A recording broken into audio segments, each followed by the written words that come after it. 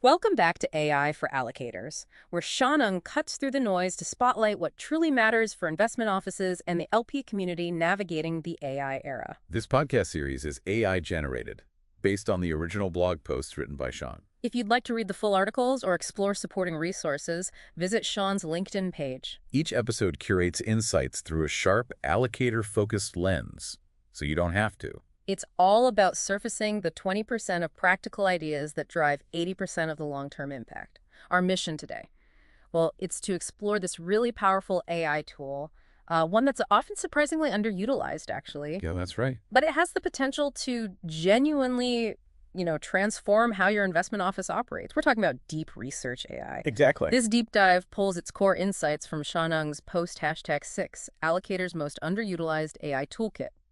Deep research, though, we'll touch on elements from his broader framework, too. Yeah. We're going to unpack what it is, how you can leverage it to gain a critical edge, and maybe most importantly, what pitfalls to absolutely avoid. Crucial points, definitely. So let's peel back the layers on this deep research AI.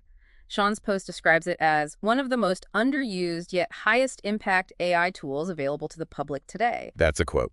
What exactly makes it so powerful, and how does it earn that high impact label, especially for, investment offices? Well, imagine having a McKinsey analyst on call, ready to go pretty much instantly. Okay. That's kind of the idea behind deep research. It's not just your standard chatbot. It's a much more sophisticated research agent. It's actually built right into today's leading AI platform. Right. Yeah. You give it a targeted research question, and it completely redefines how fast you can gather reliable, really comprehensive context on a topic. It automates what used to be a very manual, very time-consuming process. Okay, so it's the automation of that grunt work. Precisely. The process itself is, well, it's quite remarkable when you see it work. It starts by deconstructing your main query into a series of logical subtasks. So it breaks the problem down first. Exactly. Then it autonomously scans and synthesizes information from dozens, sometimes, hundreds of credible public sources. Hundreds. Wow. Yeah, credible public sources. And the final output isn't just a pile of links.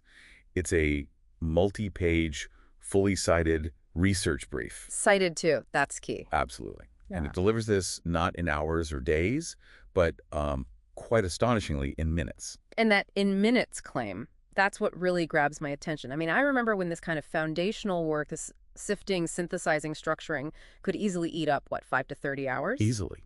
Sometimes more. Even for a sharp grad student or, an experienced consultant. The idea that deep research can do it, and the post says often better, in under 20 minutes. That's not just efficiency. No, it's more fundamental. For an allocator, that feels like a real shift in how early stage research even gets done. How do you see that speed impacting the culture inside an investment office? Oh, it's transformative. Sean highlights that most allocators haven't even tried this tool yet, which he calls a massive missed opportunity. Really? Still? Yeah, surprisingly. It has the potential to truly accelerate their investment diligence process. It brings this kind of unprecedented speed and structure to that very early stage vetting. So less time waiting around for the initial report. Exactly. Less time waiting, more time actually analyzing, making decisions. It shifts the focus from just gathering information, which the AI does, to interpreting it and acting on it. And that's where human judgment adds the real value, right? The accessibility seems like a huge part of that opportunity, too. You mentioned it's available now. It is. You can try deep research for free, with some limits, obviously, on platforms like Gemini and Perplexity. Yeah. Or you can get it through a subscription like ChatGPT Plus, which is, about $20 a month? $20. That's it. Yeah. So this isn't some exclusive, super high-cost enterprise tool hidden away somewhere. It's available right now to pretty much anyone. That really does democratize the ability to conduct high-level research, doesn't it? It absolutely does. Okay, so we get what deep research AI is, and it's raw power. But for our listeners, the real question is, how are allocators actually using this? How are they translating it into tangible alpha, into a competitive edge? Right, the practical application. Can you walk us through some of those high-impact use cases? Absolutely. One of the most compelling uses is what Sean calls emerging theme analysis. Okay. So if you need to get up to speed quickly on a complex, maybe fast-evolving topic, let's say India's EV battery ecosystem, or something like novel GLP-1 delivery platforms. Right, things that are moving targets. Exactly. Deep research can provide a directionally sound overview almost instantly. We're talking key players, recent deals, maybe even potential regulatory flags, Hmm? all delivered in under 30 minutes usually. 30 minutes. That's incredible. It overcomes that initial research inertia, that blank page problem. Precisely. Another really powerful application is conducting quick smell tests for new investment ideas. Smell tests. Okay, like a first pass? Yeah. Before you commit an analyst to, say, a 30-hour deep dive, you can use deep research to just quickly assess if the idea has legs. Has legs, meaning. Meaning, is there enough momentum here? Is there real differentiation? Is there some kind of urgency in the market that makes this worth a much longer, more intensive look? It helps you prioritize. That kind of rapid triage, that sounds brilliant for efficiency, especially if you're dealing with a high volume of potential ideas. But I wonder, what about potential false negatives? Ah, good question. Could deep research, in its speed, maybe miss a nuanced but critical signal that a human analyst might pick up? Could it lead you to prematurely dismiss a genuinely good idea? That's a really crucial point, and it definitely touches on the pitfalls we need to discuss later. Deep research provides a fantastic starting point. It gives you that comprehensive overview. It helps you quickly map out the knowns and maybe even the known unknowns. But you're right, it's unlikely to uncover some truly proprietary insight hidden away in obscure, non-public data. Right, it only sees public information. Exactly. So while it's fantastic for that broad context and initial vetting, your team's human ingenuity is still absolutely required to spot those truly contrarian insights or those deeply hidden risks that just aren't widely reported yet. It gives you the scaffolding, maybe, but you still need to build the house. That makes perfect sense. It's about using your human resources more intelligently. And beyond that initial vetting, Sean's post also highlights its use for pre-memo diligence for investment committee. How does that work specifically? Well, it allows you to gather balanced, citation-backed context for your investment memos much faster. Okay. And this can be invaluable for sort of debiasing investment committee discussions. It helps you spot potential red flags much earlier in the whole process. So it's not just the presenting team's narrative. Exactly. The committee can quickly access an independent, AI-generated overview of the landscape to add context to this discussion. It provides a baseline. And don't forget, skeptic reviews. This is another good one. Skeptic reviews. Yeah. Let's say you're reassessing existing exposures, maybe in a sector like climate tech or oncology diagnostics. Deep research can help you refresh your base case assumptions. Ah, challenge your own thinking. Right. It can even surface contrarian perspectives or expose potential blind spots you might have missed in your original analysis simply because it casts a wider net across public sources than a human might have time to. There's a great pro tip from the source material that really struck me, especially for long-term allocators. It says, don't forget to ask about total addressable market and expected timeframes. Yes, crucial context. And this is so important because as allocators, the post notes, we don't need to be first movers to earn outsized returns as long as the market is large and the runway is long enough to thoughtfully deploy capital and capture value over time. Exactly. It's about patient capital. It's about building sustainable returns, right? Not just chasing the next shiny object or some fleeting trend that might burn out quickly. That's absolutely right. The value isn't always in being first, but in being deeply informed and strategic about timing and scale. Yeah, But given all this potential, it's easy to get carried away, isn't it? for sure. With any powerful tool, there are always pitfalls. What are the common missteps allocators are making when they first start using deep research AI? Okay, the first and probably the most painful mistake is blind trust.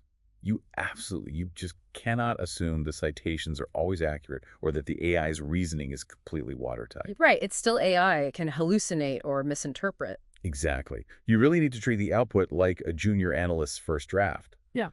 Full of potential, looks impressive maybe, but still requires careful verification and real human oversight. So it's a starting point, definitely not the definitive answer. Definitely not. Okay, so the human in the loop remains absolutely critical.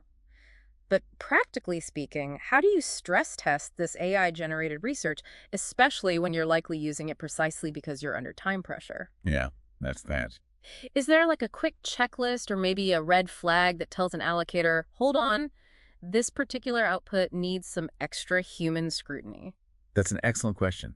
A quick checklist could involve cross-referencing a few key citations, especially for any really critical data points or claims. Just spot checking the sources. Exactly.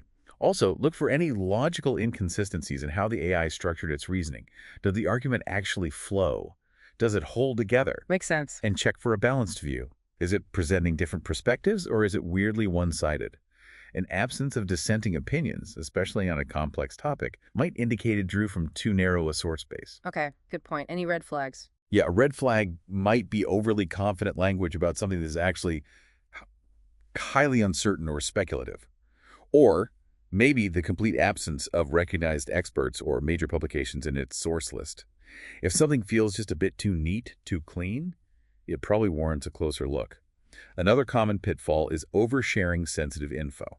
This is huge. Oh, data security. Yes. Right. If you're not using a proper enterprise account with guaranteed data protection and security protocols, you should never upload confidential materials or highly sensitive internal data. So keep prompts general for public tools. Absolutely. Keep prompts general enough if you're using the public versions. Right. And crucially, confusing it for due diligence. This is key. Right. While deep research is excellent for that initial ideation and orientation that Sean calls it, it is definitely not a substitute for full diligence. It doesn't replace the deep dive. No. It's a powerful start. It gives you that high-level context super fast, but it doesn't replace the deep, nuanced, often proprietary investigation required before making a major investment decision.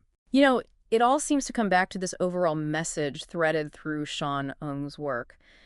The top investment offices of the future will integrate AI differently, but the common thread is this. They'll blend technology with human judgment and data. That's the core idea. And that kind of fluency, that comfort level, it only comes from actually starting your AI journey, right? Building what the author calls the AI flywheel, one smart experiment at a time. Exactly. It really sounds like deep research is a fantastic, relatively low-risk entry point for getting that flywheel spinning. It absolutely is. And there's a significant bonus ROI here that we shouldn't overlook. Deep research isn't just about the immediate output the report it generates. Using it actively helps build crucial, future-proof skills that are going to increasingly set your team apart in this AI-driven world. Future-proof skills? Like what? Well, for example, it really fosters asking better questions. Think about it. In a world where pretty much everyone has access to the same powerful tools and the cost of basic research effectively trends towards zero, your competitive edge isn't just having the data anymore. It's about the precision and the insightfulness of your initial inquiry. It's about asking that alpha-generating question that maybe no one else thought to pose. So the tool becomes a learning gym for asking smarter questions. Exactly. That's a great way to put it. That's a fascinating reframe, shifting the bottleneck from just accessing information to the quality of the question you ask up front. So it's also about learning how to learn in this new way. Precisely. As your team gets more fluent with AI, deep research isn't just for getting quick answers. It becomes a tool for practicing first principles thinking. How so? You can try prompts like, help me understand the core assumptions behind this market forecast, or walk me through the mechanism of this technology step by step, or what's the underlying economic principle here? Using it to probe deeper. Right. You're not just passively consuming answers. You're actively using the AI to deepen your own understanding and reinforce your analytical muscles. And, crucially, it develops prompting skills, which is really just learning how to talk to AI effectively. Prompt engineering, basically. Yeah, though maybe less technical than that sounds sometimes. Prompting, giving the right context, setting the right parameters, it's fast becoming a necessary communication skill. Not just with AI, but maybe even with colleagues who use AI. Interesting. While the models are getting smarter and more intuitive for complex, multi-step, reasoned output like a research brief, the clarity and quality of your initial prompt still matter immensely. So practicing with depth research builds that foundational skill. It absolutely does. It's a core skill for thriving, not just surviving, in an AI-driven world. So to sort of wrap that thought up, Right. by starting now, by experimenting with deep research, you're not just getting faster insights. Yeah. You're also quietly building these really high-demand skills for the future, all while potentially generating real alpha for your firm today. It's a rare win-win situation, truly. Okay, so what does this all mean for you, the listener, practically? Let's talk about how you can actually try deep research yourself, like right now. Yeah, let's get tactical. It's surprisingly straightforward to get started. Okay. If you're using ChatGPT, and specifically you need the Plus Pro or Team versions, the ones that require a subscription. Right, not the free version for this feature. Correct. You just go to chat.openai.com and you should see an option to choose Deep Research Mode. Okay, select that mode. Then what? Then you need to give it a good, detailed prompt, something specific. An example Sean gives is, evaluate the clinical, regulatory, and IP landscape of CRISPR-based gene therapies for sickle cell disease. Summarize key trials and risks. That's pretty specific. And you can add more, like, if I were looking to invest with high ROI potential and reasonable certainty, what structure or approach would make sense?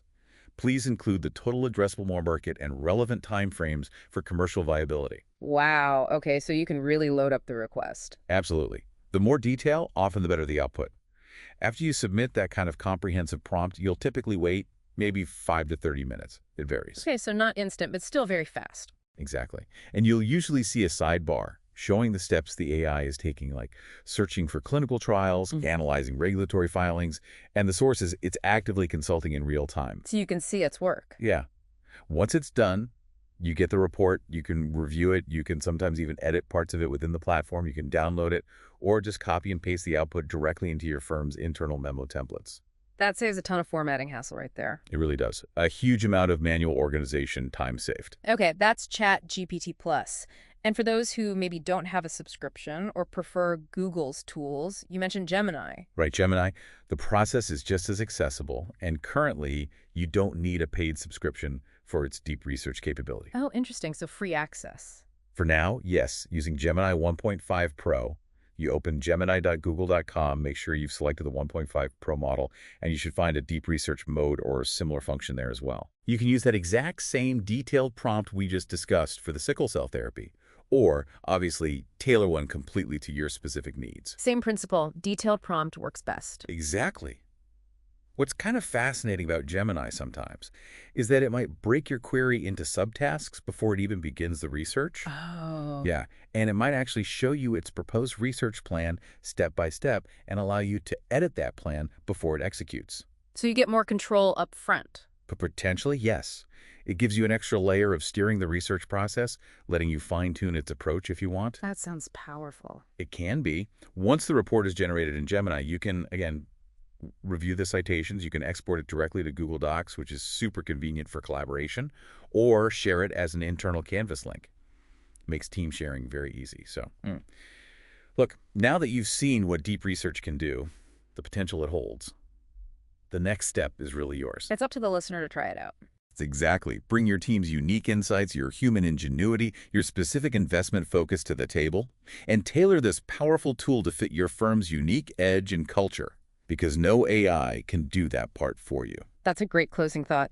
In a world where increasingly access to basic information is becoming democratized, the real competitive advantage seems to be shifting. It's less about who has the information and more about who can ask the best questions, and then critically apply that uniquely human judgment to the insights that AI can help generate. Let AI work for you, not the other way around. If you found this helpful, subscribe, share it with a colleague, and visit Sean's LinkedIn for more tools and free templates to help your team make smarter AI decisions. Please feel free to reach out to Sean directly with any questions or thoughts. He truly enjoys hearing from you.